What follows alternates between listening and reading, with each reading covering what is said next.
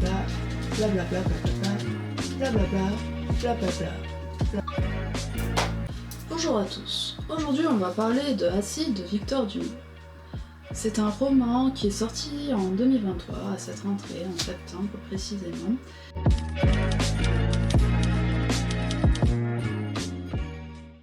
De quoi ça parle? C'est une jeune femme qui, alors qu'elle est en train d'attendre le métro, se fait brûler le visage à l'acide, chlorhydrique ou sulfurique, je sais plus, par une personne dont on ne connaît pas les motivations. Et parallèlement à cette vie brisée, on suit le destin d'un homme qui est obnubilé par cette image, par cette vidéo qu'il a réussi à trouver sur le darknet de la femme qui s'est fait défigurer et qui en tire une jouissance et un plaisir de l'irregardable. Donc l'auteur a étudié Georges Bataille, et donc c'est ce thème-là. Donc la question qu'on peut se poser, c'est est-ce que parce qu'on a fait des études universitaires sur un auteur, sur un sujet, est-ce qu'on peut le maîtriser, est-ce qu'on peut faire œuvre d'art dessus? Bah, la réponse est non, pas forcément. C'est le moment où tu as un doute et tu sais plus si Georges Bataille c'est un auteur ou un théoricien, et que tu vérifies comme ça. Ouais, c'est bon, c'est un romancier aussi.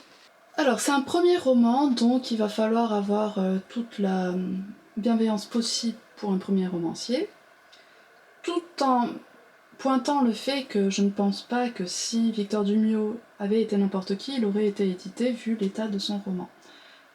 En fait, c'est encore une fois quelqu'un qui a fait une grande école. C'est quelqu'un qui est aussi rédacteur en chef, je crois, d'un magazine littéraire et qui est ami de Yann Moix. Yann Moix.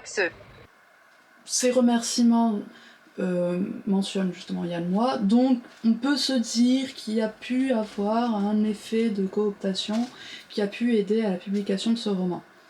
Bon, je sais que c'est mesquin d'entamer comme ça ma critique.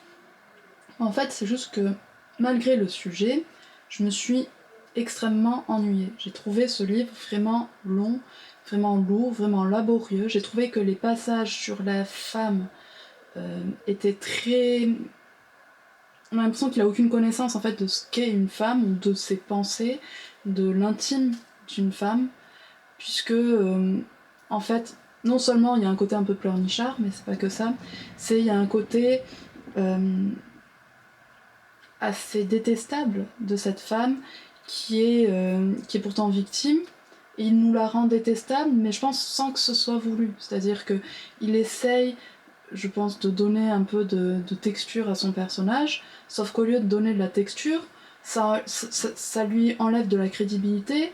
Enfin, par exemple, il y a un passage où elle dit que même son père pourrait avoir des envies en la voyant, ce genre de choses, qui paraît en fait un peu comme un cheveu sur la soupe, puisque ok, une femme peut avoir ce genre de pensée, mais la manière dont c'était fait, c'était presque comme si elle s'en enorgueillissait, ce qui paraît pas très plausible, enfin pas à mes yeux en tout cas. Et donc je trouve que ce qu'il a vraiment raté en fait, c'est vraiment la scène initiale, la scène du début, la scène où elle perd son visage, où il aurait dû être totalement dans l'organique, dans le trivial, et au lieu de ça, il a préféré nous faire quelque chose de très abstrait, de très... En fait, je sais pas, moi je pense vraiment à un côté premier roman. Je sais que ça craint de dire ça, mais en fait je vois les genres de défauts qu'il peut y avoir dans le mien. Ce côté, on n'a pas envie de suivre l'intrigue, on n'a aucun intérêt pour les personnages ou pour ce qu'ils ressentent, parce que justement il n'y a pas eu de travail pour enlever tout ce qui n'est pas essentiel. Et donc là, ce qui n'est pas essentiel, c'est vraiment ces répétitions, sur la souffrance par exemple, où il va nous faire de longs pavés, de longs paragraphes, où il va juste faire des métaphores filées de la souffrance. Qu'est-ce que c'est? La métaphore filée de la chute, qui est quelque chose qui revient pour l'un personnage, pour l'autre personnage, qui va surtout en fait...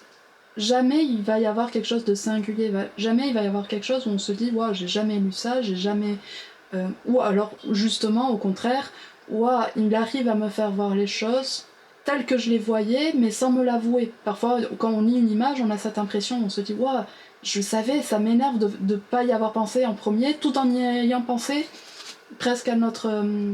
presque malgré tout, quoi. mais presque malgré nous plutôt. Donc en gros, quand je disais cette scène initiale, elle a un problème. Moi, ce que j'aurais vu, c'est son visage d'une manière vraiment triviale, vraiment... Qu'est-ce qui se passe au moment où ton visage est en train de se...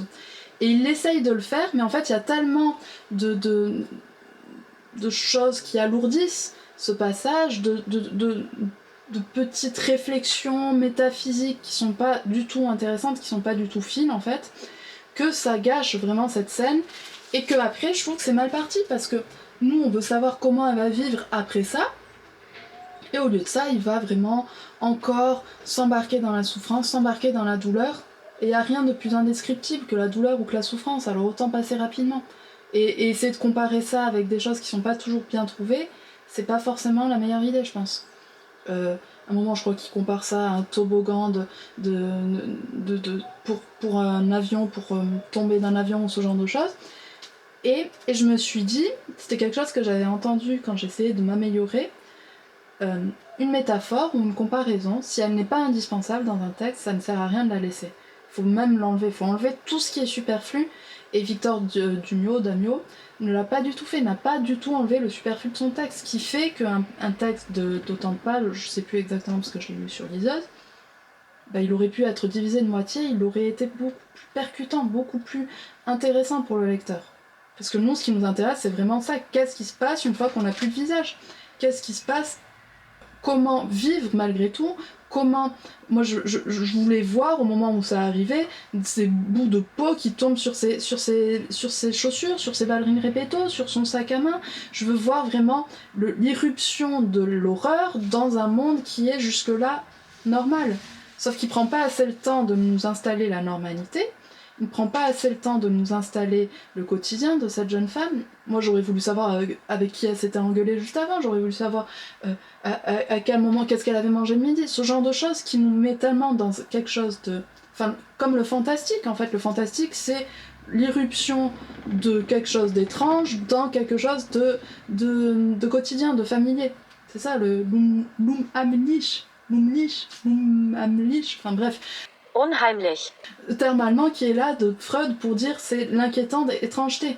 Moi, c'est ça que je veux voir. Et je trouve qu'il y a d'autres livres, d'autres films, d'autres œuvres qui sont arrivés beaucoup mieux. Moi, je vous conseille par exemple Ouvre les yeux, c'est un livre, je crois, un film plutôt d'Amenábar avec Penélope Cruz, espagnol, qui est très bien, qui est exactement le même thème.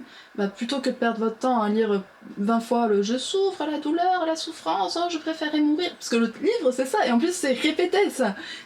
C'est vraiment pénible à lire, c'est à un moment on a envie de lire en diagonale et on s'en empêche pour pouvoir avoir une analyse quand même assez juste. Bah, regardez ça, ou même j'ai vu récemment, je suis pas très série mais j'en avais vu une qui s'appelait Mask Girl, je crois, un truc coréen, qui était assez intéressant je trouvais parce que chaque épisode prenait une atmosphère différente. Mais il y a aussi ce thème du visage qui disparaît, qui se dissout, et tout ce que ça peut engranger, les apparences, qu'est-ce que c'est ?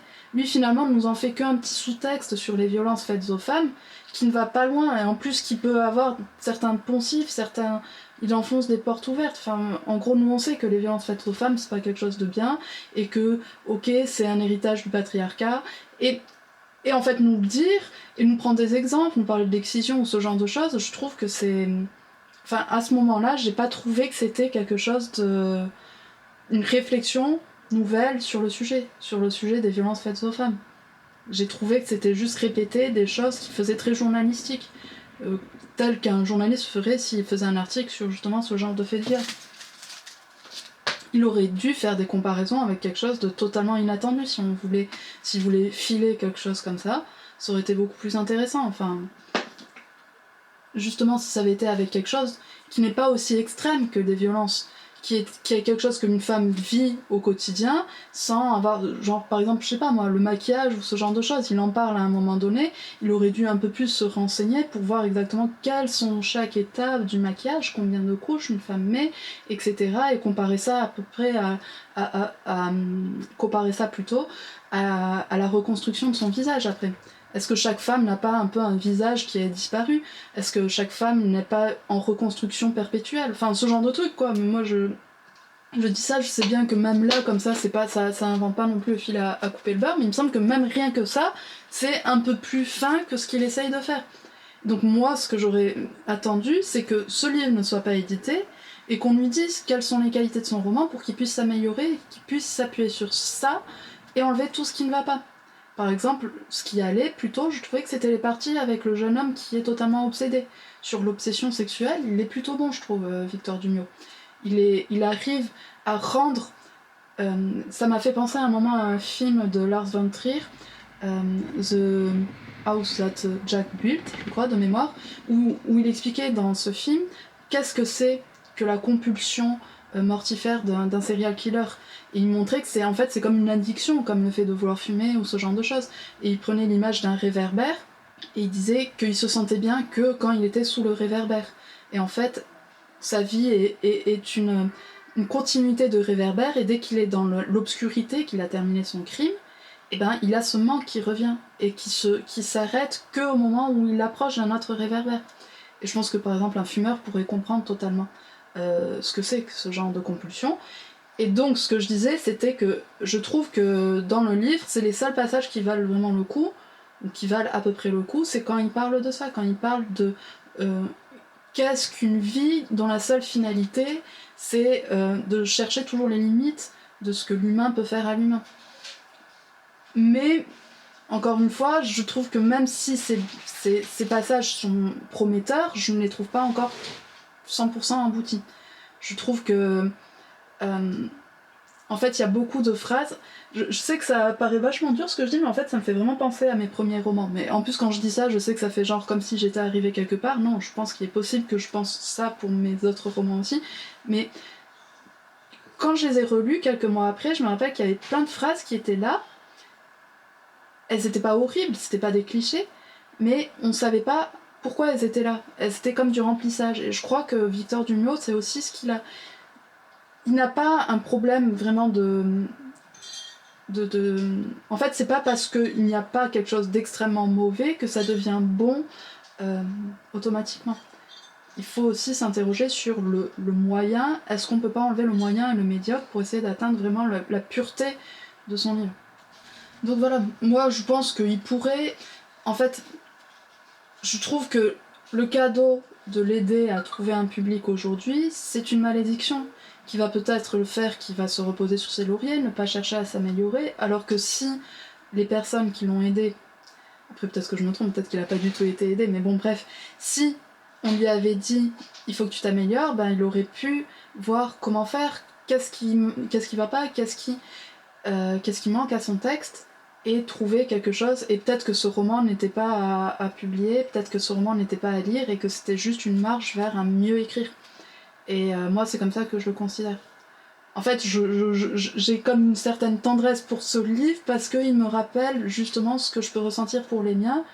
Et voilà.